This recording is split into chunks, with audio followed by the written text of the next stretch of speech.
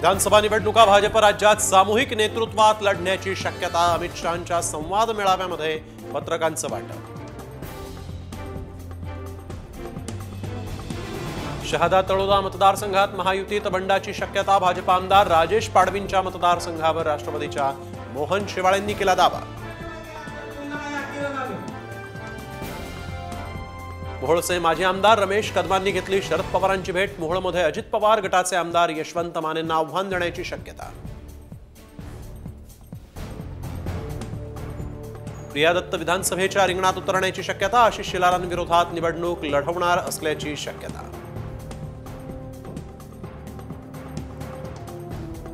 संभाजीनगरात शिंदे फडणवीसांच्या बॅनरमुळे चर्चा। शिंदेंच्या बॅनरवर शिंदे सरकार मराठा सरदार तर एक अकेला सब पे भारी म्हणत भाजपची फडणवीसांचे फोटो वापरून बॅनरबाजी। शरद पवार हे आमचे दैवत, आम्ही चुकलो तर कान धरा। अजित पवारांचे पुन्हा शरद पवारांना आवाहन। अजित पवारांच्या वक्तव्यानं चर्चांना उधाण। रासपचे माजी युवक प्रदेशाध्यक्ष राजाभाऊ फड करणार राष्ट्रवादी काँग्रेस शरद पवार गटात प्रवेश। परळीमध्ये तुफान बॅनरबाजी। अक्षय शिंदे एन्काउंटर प्रकरणी कोर्टात जाणार। कुठलीही तारीख दिली तरी आम्ही न्याय मागत राहणार। सुषमा अंधारेंचा सरकारला इशारा।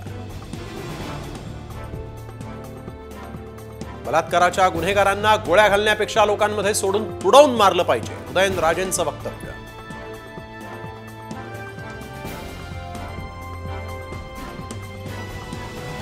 उल्हासनगरात श्रीकांत शिंदेंच्या कार्यालयात शिवसैनिकांचा जल्लोष।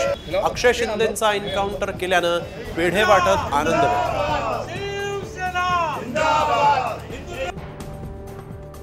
मुंबई विद्यापीठाच्या सिनेट निवडणुकीची प्रक्रिया वेळेनुसारच होणार। याचिकाकर्त्याला सुप्रीम कोर्टानं फटकारलं।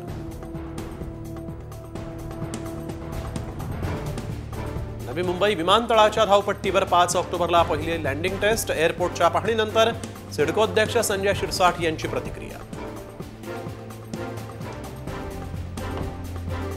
उपळू झिरवाळ शरद पवारांच्या शिवस्वराज्य यात्रेत जयंत पाटलांच्या स्वागताचेही लावले बॅनर। दिंडोरीतून झिरवाळ पिता पुत्र आमने सामने येण्याची शक्यता।